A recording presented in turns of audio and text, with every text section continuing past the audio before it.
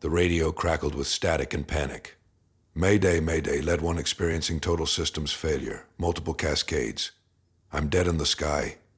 The voice belonged to Captain Noah Calloway, the squadron's golden boy. Below him, 200 international dignitaries watched his F-35 tumble through the desert air like a broken bird. The demonstration was supposed to showcase Allied air superiority.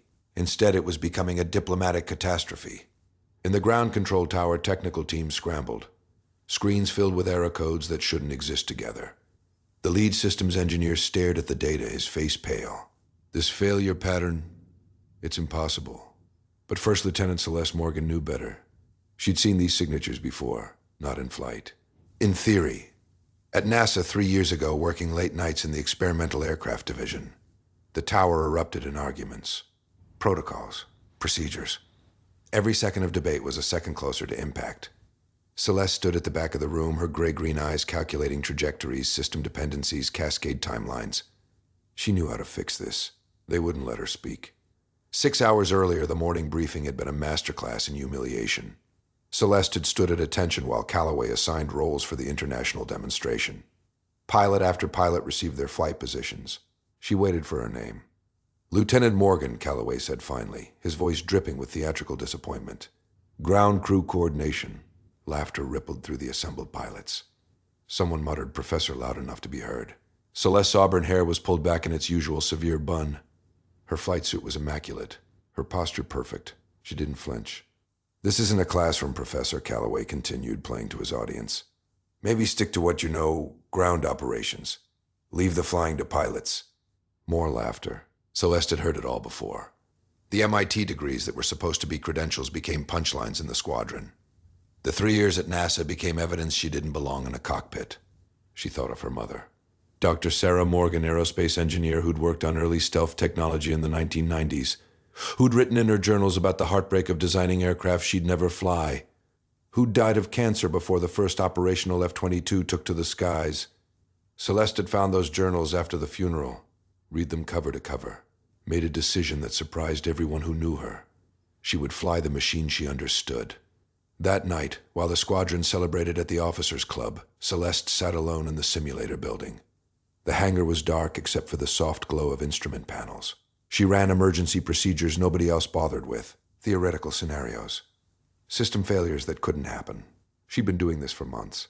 Every night she wasn't on duty. Building muscle memory for disasters that existed only in engineering models. The door opened. Retired Colonel Victor Hayes, the base's technical advisor, entered carrying 2 cups of coffee. He was 63, gray-haired, with the weathered face of someone who'd spent decades in cockpits. "Thought I'd find you here," he said, handing her a cup. Hayes was the only person on base who understood what she was. Not a pilot pretending to be an engineer. Not an engineer pretending to be a pilot. Both. Fully. "The briefing today," Celeste said quietly. "I've forgotten worse. You shouldn't have to forget any of it." Hayes settled into the chair beside her simulator. "I read your NASA reports, the sensor fusion vulnerability you identified. The one the brass dismissed as theoretical." Celeste's hand stilled on the controls. "That was classified work. I have clearances they don't advertise." Hayes smiled slightly. "Your analysis was brilliant. The Air Force buried it because fixing the problem would delay deployment schedules. Easier to pretend the vulnerability doesn't exist." "It exists," Celeste said. "In the right conditions, with the right trigger. The F-35 sensor fusion architecture can cascade. One system failure triggers another, then another, until the aircraft becomes unflyable.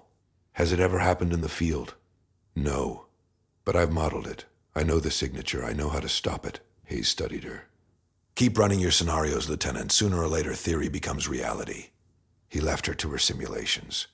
She flew until dawn, practicing a recovery procedure she'd designed but never tested. A reboot sequence that required 2 aircraft flying in perfect formation. Mathematical precision over instinct. Engineering over tradition. The morning of the demonstration arrived with merciless desert sun. The base glittered with international delegations. Generals from 6 allied nations. Defense contractors. Press corps with telephoto lenses. This wasn't just an air show. It was a statement of technological dominance. Celeste reported to her ground coordination station. Radio checks. Weather monitoring. The unglamorous work they'd assigned to keep her out of the sky. She watched Calloway and his flight team swagger toward their aircraft. 4 F-35s, each worth $90 million. each carrying the weight of diplomatic relations and defense contracts. The pilots climbed into their cockpits. Pre-flight checks proceeded smoothly. The tower cleared them for taxi. Celeste's station radio crackled. Ground coordinator, confirm winds. Winds 180 at 12 knots, clear for departure. She watched the 4 jets roll down the runway. Watched them climb into the perfect blue sky. The demonstration began with a diamond formation, then broke into individual displays of capability. High G turns, vertical climbs, the maneuvers that made crowds gasp. Everything proceeded flawlessly. Until it didn't. Lead 1, Calloway's aircraft was at 30,000 feet, inverted at the top of a loop. The sensor fusion system processed inputs from radar, infrared, electronic warfare sensors, all creating a unified picture for the pilot. Then something triggered. A cascade. First the radar stuttered. Then infrared sensors misaligned. The flight control computer received contradictory data and began making corrections that needed no correction, which created real problems, which triggered more automated responses. The cascade accelerated faster than any pilot could comprehend. In seconds, Calloway went from complete control to none. His radio transmission cut through every frequency. Mayday, mayday. Lead 1 experiencing total systems failure. Multiple cascades. I'm dead in the sky. The tower erupted. Ground control went into emergency protocols, but those protocols assumed they could diagnose the problem. The failure pattern made no sense. Systems that couldn't fail together were failing together. The lead technical officer pulled up diagnostic screens. I don't understand this data. It's like the aircraft is fighting itself. Celeste stared at the telemetry on her station screen. Recognition hit like electricity. She knew this pattern. Had modeled it dozens of times. This was her NASA scenario. The theoretical vulnerability that wasn't theoretical anymore. She moved toward the command center, but a captain blocked her path. Ground coordinators stay at their stations during emergencies. I know what's wrong with that aircraft. That's not your job, Lieutenant. Let the technical teams work. Above them, Calloway's F-35 fell. 30 seconds of fuel remained before the engine flamed out completely. Then it would be a $90 million glider with no options. Celeste turned and ran, not toward the command center, toward the backup hangar. Colonel Hayes stood outside as if he'd been waiting. In his hands were flight authorization codes. This will cost me my pension, he said, entering the codes into the hangar access panel. But I'm old, and I'm tired of watching mediocre pilots dismiss brilliant ones. The hangar door opened. Inside sat a Red-5 F-35, maintained for immediate scramble in case of emergency. Technically, this qualified. Technically, Celeste didn't hesitate. She'd rehearsed this moment in simulations 100 times. Flight suit. Helmet pre-flight checks completed in 90 seconds. Engine start. The tower erupted when her aircraft appeared on their screens. Unauthorized launch. Who authorized? This is Morgan. I'm going up. Lieutenant, you are not cleared for flight operations. Return to hangar immediately. She was already rolling. The runway stretched before her, heat shimmering off concrete. She throttled up. The F-35 accelerated with the brutal force of 40,000 pounds of thrust. Wheels up. Gear retracted. Climb angle steep enough to gray the edges of her vision. She had 15 seconds before Calloway's engine died completely. Lead 1, this is Morgan. I'm coming to you. Calloway's voice was tight with panic and disbelief. Professor? What the hell are you? Your sensor fusion architecture is cascading. I know the signature. I know how to fix it. The technical teams can't diagnose. I designed the diagnostic protocol at NASA. Listen to me or die. Your choice. A pause. She heard his breathing over the radio. Rapid. Frightened. The golden boy facing mortality. I'm listening. Celeste checked her position. 28,000 feet. Calloway was at 22,000 and falling. She angled toward him, pushing the F-35 to intercept velocity. You need to reboot your core systems in sequence, but if you do it wrong, you'll lose all control. No recovery possible. How do I do it right? You don't. I do. From my aircraft, we fly formation close enough for me to uplink. Through the training network. I become your flight computer until yours reboots. The tower cut in. Negative, negative. Morgan, that procedure has never been tested in live flight. The risk of collision is less than the certainty of his death if we do nothing. She reached his position. The wounded 35 wallowed in the air, its flight surfaces making incorrect corrections. She pulled alongside. 20 feet between their wingtips, close enough to see Calloway's helmet turned toward her. This is insane, he said. Trust the professor, Celeste replied. I've done this 100 times. In simulation, she activated the training uplink. The network was designed for flight instructors to monitor student aircraft. She'd modified the protocol to allow control input. Another late-night project the brass never knew about. Starting in 3, 2, 1, reboot core systems now. Calloway's aircraft shuddered as primary systems went dark. For 3 seconds, he flew a dead machine. Celeste's fingers moved across her touchscreens, sending control inputs through the uplink. She was flying both aircraft. His through digital connection, hers through instinct. The math was simple. The execution was impossible. She held formation within inches while commanding his control surfaces remotely, banking them together, adjusting for turbulence.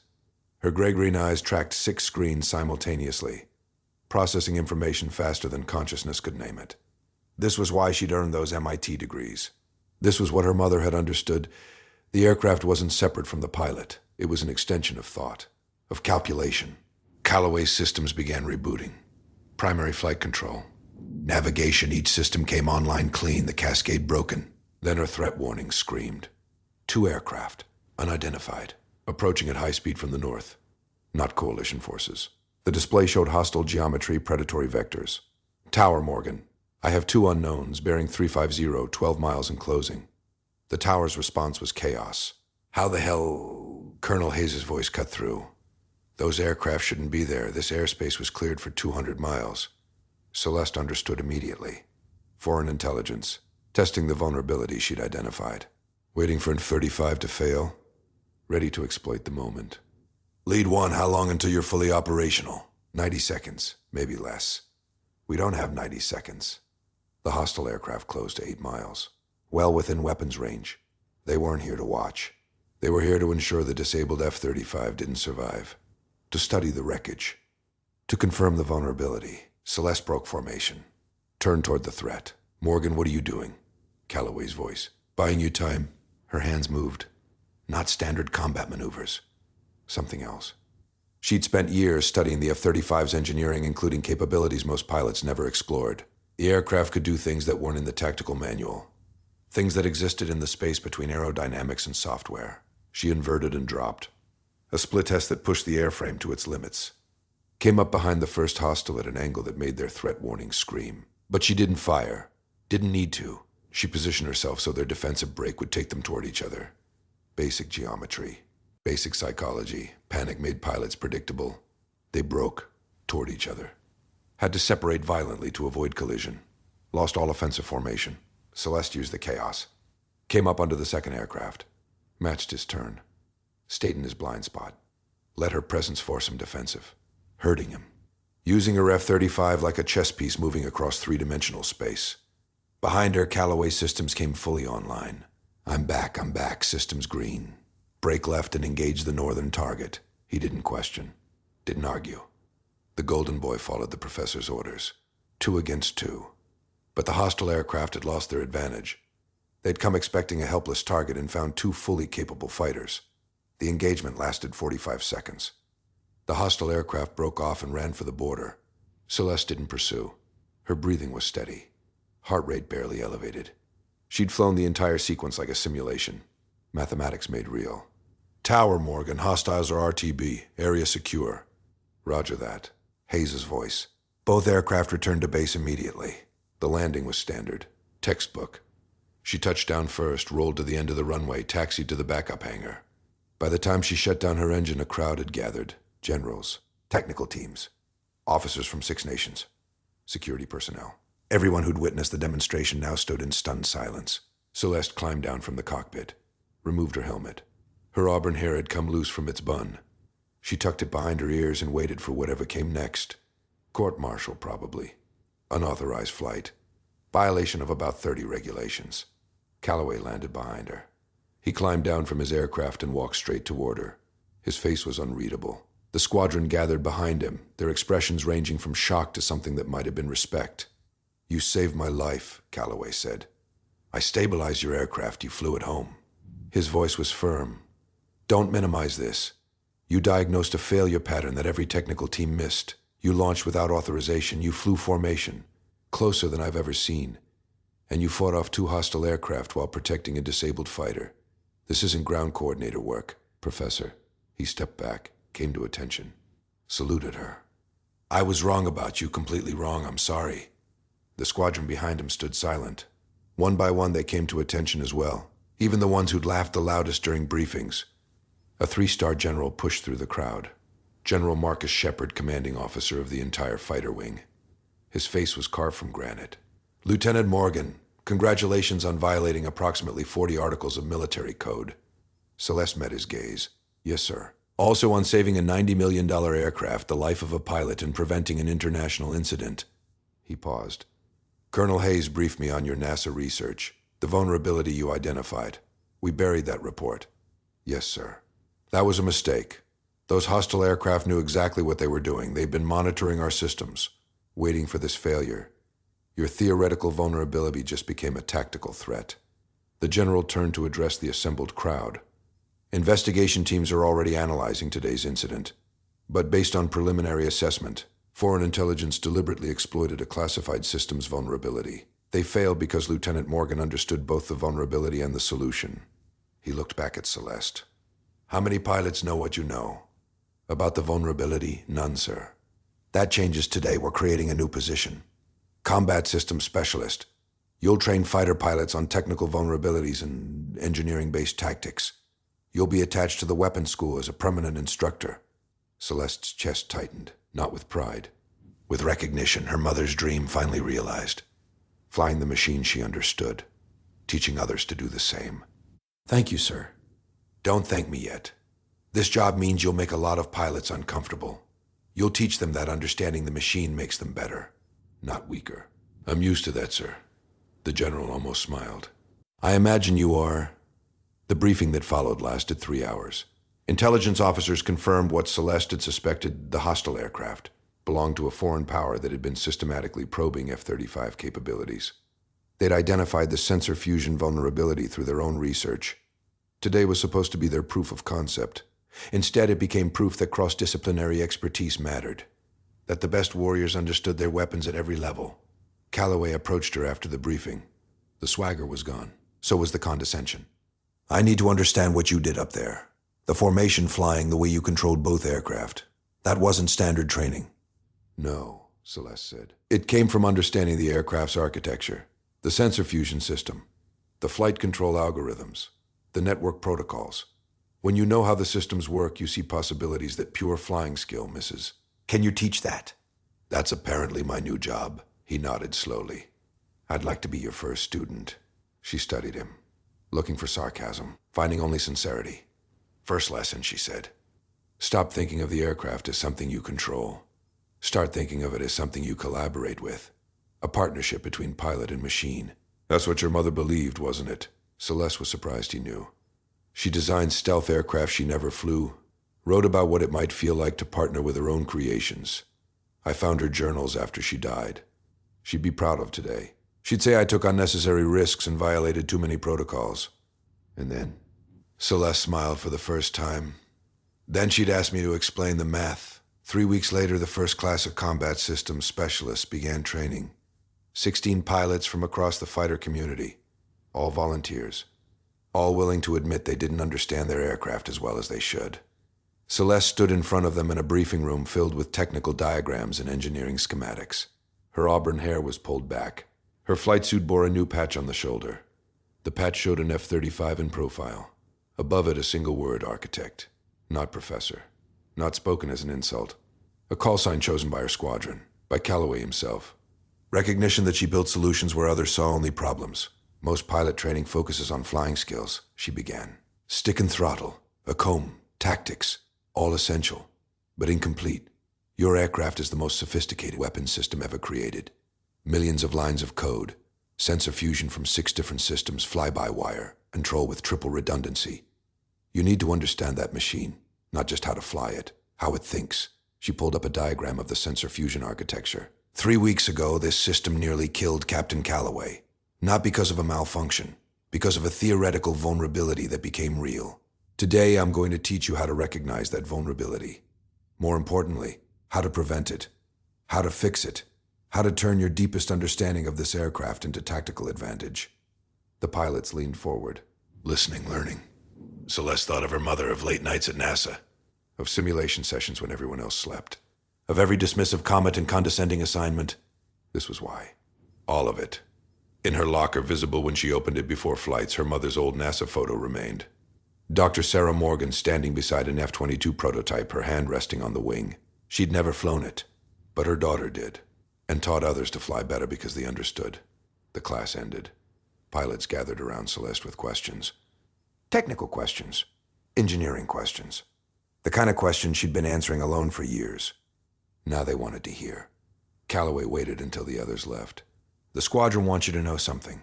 We're redesigning our training. Protocols. Every pilot will complete basic systems engineering coursework. Because of you. Because of necessity, Celeste corrected. Because you prove the credentials aren't decorations. They're tools. Your MIT degrees aren't evidence you don't belong in combat aviation. They're evidence you belong in combat aviation, teaching the rest of us. He left her alone in the briefing room. The technical diagrams glowed on screens around her. This was her element. Not in spite of her engineering background. Because of it. 6 months later, the Combat Systems Specialist program expanded Air Force-wide. Then Joint Service. Then Allied Nations. The vulnerability Celeste had identified was patched in all F-35s. New protocols prevented cascade failures. And a generation of pilots learned to think like engineers. They called them architects. Pilots who understood the machinery of flight at fundamental levels. Who could diagnose problems that baffled technicians. Who fought smarter because they knew their weapons better. Celeste flew missions, ran training programs, published technical papers that shaped tactical doctrine. Her methods spread through fighter aviation like a slow revolution. Understanding became as valued as skill. The general had been right. Some pilots resisted. Saw engineering knowledge as weakness, preferred instinct over analysis, but even they couldn't argue with results. Architects had better readiness rates, solved problems faster, adapted to technical failures more effectively. The mockery faded. The call sign stopped being ironic. On a clear morning 2 years after the demonstration incident, Celeste walked across the flight line. The sun was just rising, turning the desert gold. Her F-35 waited, pre-flighted and ready. She climbed into the cockpit, ran through her checks. Each switch and system was familiar now. Not just operationally, fundamentally. She knew why each system existed, how it integrated with others, where its vulnerabilities lived. Knowledge made her dangerous. Understanding made her exceptional. The tower cleared her for departure. She advanced the throttle. Felt 40,000 pounds of thrust push her back into the seat. The acceleration that never got old. She lifted off, climbed into morning sky. Below her, the base grew smaller. The hangars where she'd spent countless nights studying. The simulation building where she'd rehearsed impossible scenarios. The briefing rooms where pilots now learned engineering principles. Her radio crackled. Calloway's voice. Architect 1 lead. You're cleared for the training area. Try not to make the rest of us look bad. No promises, lead. That's what I figured. She smiled, rolled inverted just because she could. The F-35 responded instantly. Precise. Predictable. A collaboration between human and machine. Her mother would have loved this. The partnership, the understanding. The validation that designing and flying weren't separate disciplines but complementary ones. Celeste leveled out at 20,000 feet. The sky was endless, blue and perfect and full of possibility. She was exactly where she belonged. Where credentials met capability. Where dismissal became vindication. Where a professor became an architect and taught others to build solutions from understanding. She flew toward the morning sun. Not just a pilot. Something more complete. Something her mother had imagined but never experienced. A warrior who understood her weapon. Completely. Fundamentally. And used that knowledge to protect others who'd once mocked what they didn't understand.